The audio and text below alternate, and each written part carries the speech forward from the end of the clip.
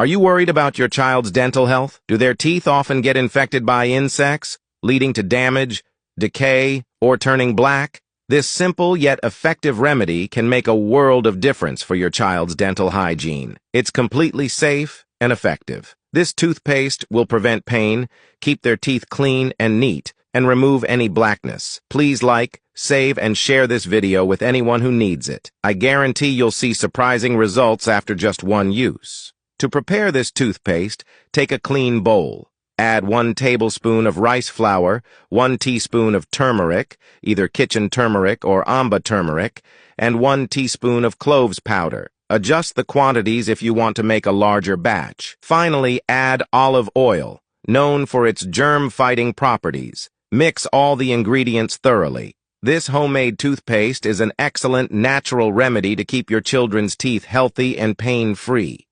If you found this video helpful, please give it a thumbs up, save it for later, and share it with other parents who might need this solution. Don't forget to subscribe to our channel for more tips and remedies to keep your family healthy and happy. See you in the next video.